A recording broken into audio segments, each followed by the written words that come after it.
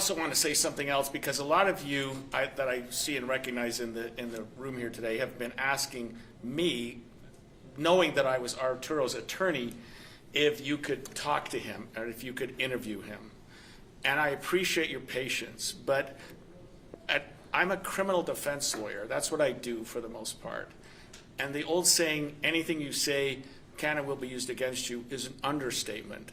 And with that backdrop, I didn't see any reason for Arturo to give a statement, even to you all, who I trust, all of you, until the investigation was done by the DA's office. And so I hope you will forgive me, but I couldn't let Arturo speak until the investigation was over at the DA's office. And it was a painfully long investigation, but it came to a good conclusion. And I applaud the DA's office for their investigation and for their hard work and for the fact that they got to a point where, admittedly, I thought they should have gotten to 4 months ago. I got involved in this case shortly after the event occurred and went and saw Arturo in the Salt Lake County Jail. It was probably, I don't know, he'd been in for a couple of days. And what was troubling about that for me personally, just as an attorney practicing law for 43 years, is when Arturo came out to visit with me, I saw something I'd never seen before, period. And that was a man who was cuffed with his hand. And he's in jail. He's not going anywhere. He's cuffed with his hands. His legs are cuffed. His hands are cuffed to his waist. And he's got a leash.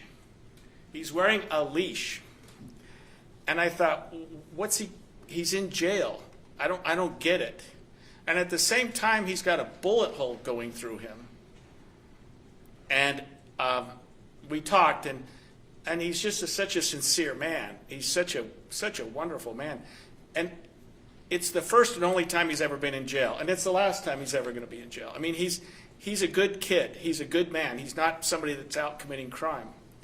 And I wrote this thing that I gave you all because you don't want me to get on my soapbox, and so I'll just leave it at that, because this case troubled me from the start on so many levels that I felt like I had to put something together. I wanted to explain some of what I've got behind me, and then I'll turn the time over to Arturo. When I saw Arturo in the jail, he showed me this bullet hole, and this is an innie and this is an outie. This is an entry wound and exit wound from a bullet, from a 9mm handgun. And if you look, this is Arturo's back and side. There's an angle, and the reason for that angle, and I'm not a forensic expert, but I've done this for a few years, is because Arturo's bent down when he's shot. He's running for his life when he's shot. He's not standing up like I am right now. And that's the angle that you would expect from someone shooting someone who's running away. That angle is shot. It's not a flesh wound. It's not a flesh wound. It's a penetrating wound. And this is a little better shot of it and another one. And another thing I wanted to show you was Arturo was actually shot twice. This is one shot, obviously. He was also shot, the DA described that his gun was shot. Well, he was holding the gun, and it busted up his finger.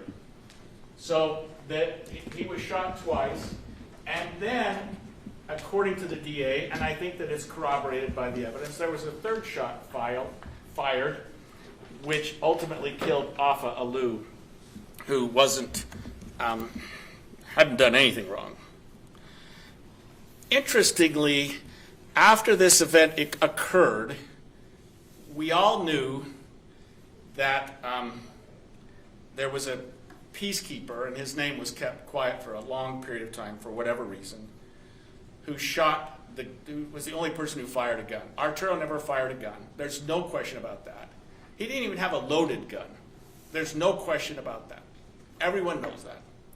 And he was lawfully carrying a gun under Utah law. Now, I don't advise carrying guns in this fashion, and I can understand why it caused some concern.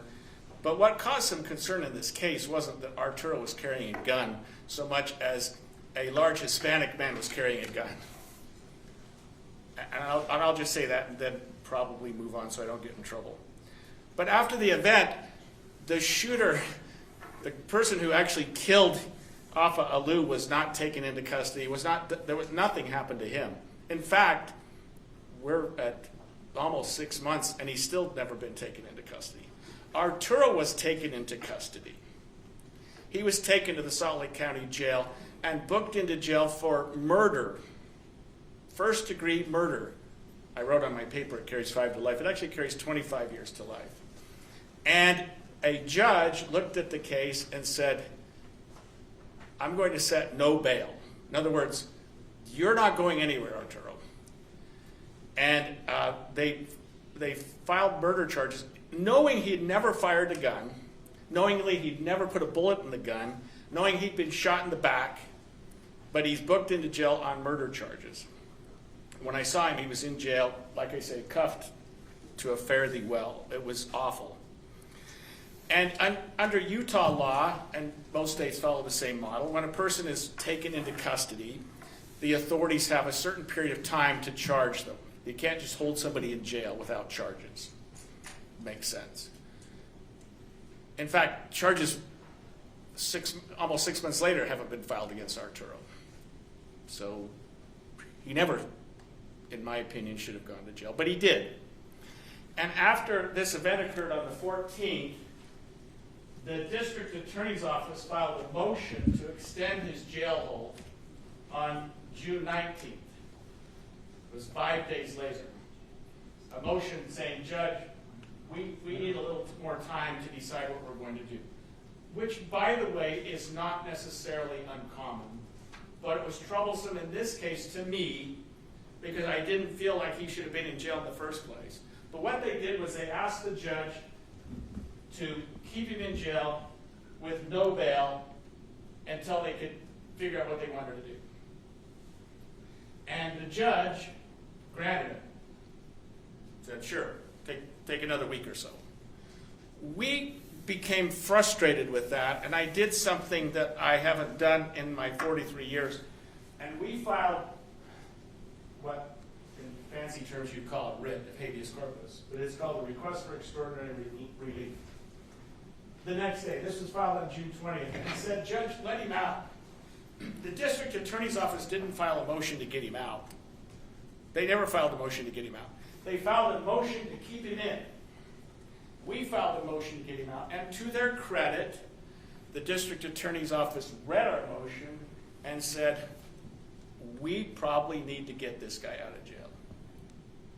But in my opinion, had we not filed a motion to get him out, Arturo would have spent much, much, much longer in jail. Maybe another month. Maybe he would have been released last week when the district attorney gave his press conference, but he wasn't going anywhere. The judge did sign his release, but there were conditions to the release. And I just wanted you to have these documents, and we can get them to you. But one of the conditions were, we agreed to these with the DA's office, that he be supervised by pretrial. It's an agency you call. Every day you check in. They check on how you're doing. That he had to live with his father. And Arturo at the time was living back and forth between his mother and father. And he'd call me and go, can I go to Mom's house? And I would say, yeah, just don't tell anybody. And he's like, well, I don't want to get in trouble. So he didn't. I mean, the kid was, he was amazing. I mean, he'd go visit her, but he slept at Dad's house. And then they said, don't possess any firearms. And for whatever reason, the judge, who didn't want to let him out, who was looking at us like, why are we doing this, wrote in here, this is a zero tolerance condition, and then signed it. We didn't ask for that. The DAs didn't ask for that. The judge said, zero tolerance. Don't possess any firearms, and really seriously don't possess any firearms. And then turned in his passport to me. Apparently I still have it, but I'll get it to you. And then Arturo was released. But he was released under conditions. He had to check in. He was still under the auspices, I guess, or the hooks, I guess, of the system. Couldn't go very far. And Arturo, he's a, I know I told you I'd just talk for 2 minutes, I'm already well over, but I'm wrapping it up here. He's a guy that follows the rules. So he's like, he was literally paralyzed by this activity for 5 months. He couldn't move on with his life in the way that we all do. And I kept telling him, you know, go back to work, go to school, go back. He loves his music. Do the things you do. But he was frozen. He was paralyzed. And so it was a huge relief for us when the district attorneys came to the correct decision to not charge him last week. It was no surprise that Mr. Alder, the shooter, was charged with a manslaughter for shooting Afa Ah Loo. But I felt, and I still do, that this was a crime. And I was a prosecutor for 8 years. I don't know anything about the law, but I know that. This is an aggravated assault. In my opinion, this is an aggravated assault. In my opinion. An assault with the use of a deadly weapon, an assault that causes serious bodily injury. So the district attorney's office could have charged 2 other counts. They didn't. We don't have any right to appeal those decisions anyway. They do whatever they want. But that's what they decided to do, and we will live with that consequence. And I just felt personally as an attorney that those are charges that could have been filed, and that Arturo was also a victim because he's been treated a little bit like a perpetrator rather than a victim. And you asked the district attorney at the press conference, I'm talking to Daniela, why Arturo wasn't treated as a victim. And the district attorney said, well, we didn't think we could charge him with a crime because of this, and didn't really appreciate the question, why he wasn't a defendant. But anyway, I do want Arturo to be able to speak. And by the way, he's here, but a lot of you want to talk to him in different capacities, and he's willing to do that. He will either stick around or he'll go meet with you at your studio. I mean, I think that he's ready to come out and talk and do what he needs to do. And I love Arturo. I really come to respect what a great man he is. And he's had no prior involvement with the law before. I would just say that sometimes we, including me, could look at a person and judge them differently because of things that we see and act in ways that we probably wouldn't otherwise. And that's why I wrote my little thing there, and I'll leave it at that. So I'm going to, unless there are questions of me, and I can't imagine there'd be any interesting ones, I'll turn it over to Arturo.